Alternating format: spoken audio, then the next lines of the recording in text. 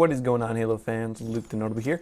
In place of Solo Sunday, I will have this video. This is the long-awaited video where you guys all were wondering what I was going to do with all of those free-for-all games that you sent me. A little bit of backstory. I was playing free-for-all because I'm trying to give a more kind of competitive look to my channel, trying to get some free-for-all for, I think it was Steaktacular. And I noticed that a lot of times the top 3 players, a consistent amount, were black or salt, I think is the actual, or no, not salt, that's white, pepper. I didn't necessarily know if this meant anything, but I changed myself to pepper after being like a blue, and I felt myself do a lot better. Now this could have been placebo, it could have been the Doritos I snorted, but for whatever reason, I felt better while playing on pepper. I'm gonna say salt a bunch, or you know, I'm just gonna say black and white. Just don't be alarmed when I say black players are better. So what I did with your free-for-all game pictures is I looked at all of the colors and I basically tallied up everyone in there. I tallied up who won the match, the top 3 players, and the bottom 3 players. So I tallied up all the data, put it into a spreadsheet, and I got a couple different graphs that I'm going to show you. So this first graph is a distribution of the total players in free-for-all. I did 50 games, and 6 players each makes a total of 300 players.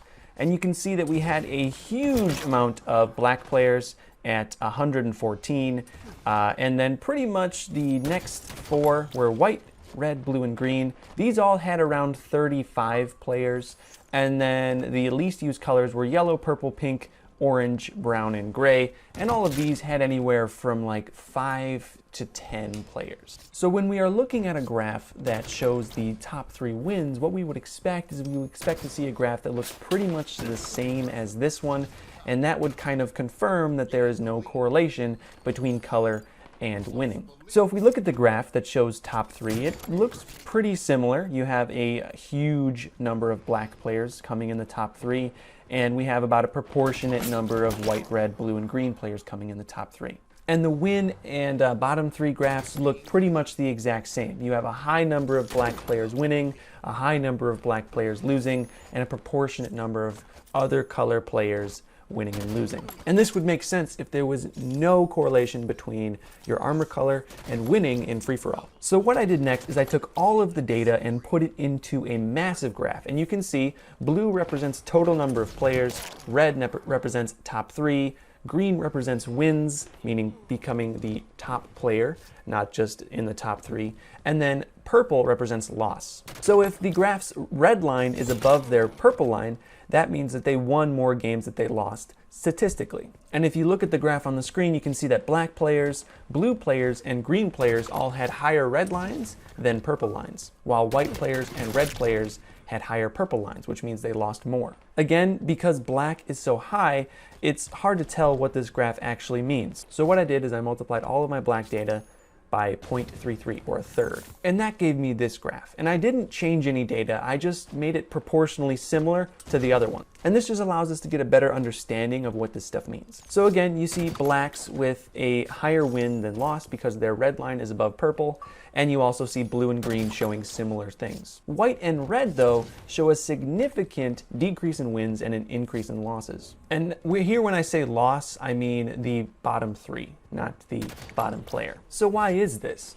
Why are blue, green, and black players winning more games than white and red? I think it's because of the darkness of these armor colors. If you look, blue colors tend to be pretty dull. They don't really emit much light. They kind of blend in with the background. Same thing with green. They're pretty dark. Obviously, if you go up into the higher shades, the lighter colors, you will see that they become lighter. But I almost never see anyone using these shades, so we can pretty much take that out of the data. While as the red colors look a lot more vibrant. They pop out, which might make it easier for someone to shoot you.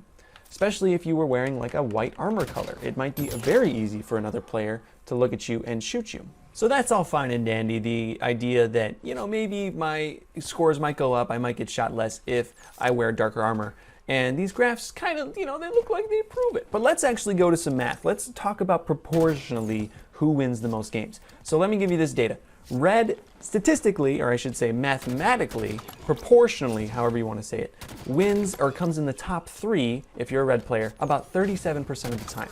white about 40%. So for every time a white player queues up a free-for-all match, or a red player, they're about 37 to 40% likely to come in the top 3. Now what if I told you that green and blue players got a 55% chance to come in the top 3? Green was at 56 and blue was at 55. You'd be like, all right, that's a little bit better. That's, you know, about a 20% increase. But what if I told you that black players proportionally had a 62% chance to come in the top 3? That is a huge increase. 20% more games they are coming in the top 3, and they are getting to that top 3 and getting more CSR.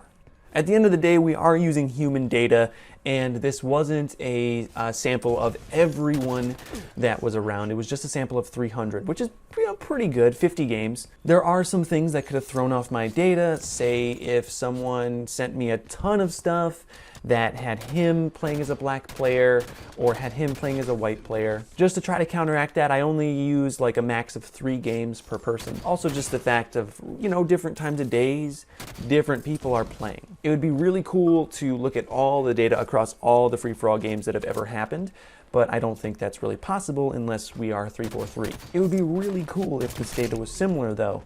And I think that you might as well just play it safe, and any time you're queuing up free-for-all, switch to a black armor color. I do now, even though I normally like to wear my blue armor. And again, the reason I didn't use the yellow, purple, pink, orange, brown, and gray numbers is because those numbers were like totally out of whack. Orange, brown, and gray had 6 total players, but not a single one came in the top 3. So if I used the math there, they would have a 0% chance of coming in the top 3 if you ever played as a... And yellow only had 7 total players, but 5 of them came in the top 3, which gives them a 71% chance to get ranked in the top 3 if you're playing as a yellow player. I think if we had an equal number of users playing with different types of armor colors, I think yellow, despite this statistic, would be low because it is a bright and vibrant armor color. And I'm not a statistics person, but I am pretty decent at math, and I took statistics in college. So I tried to do a pretty good job of showing, you know, my statistics and kind of trying to show what the data actually says.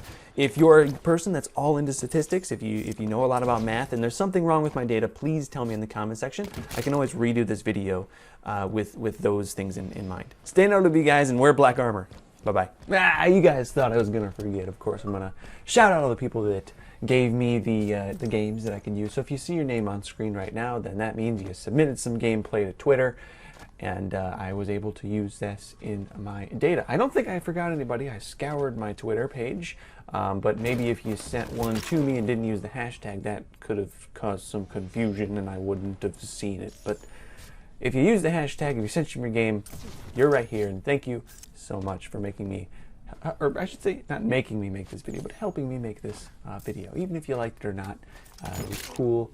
Little study I did. I felt academic, so I want to thank you guys for that. And for real this time, stay notable.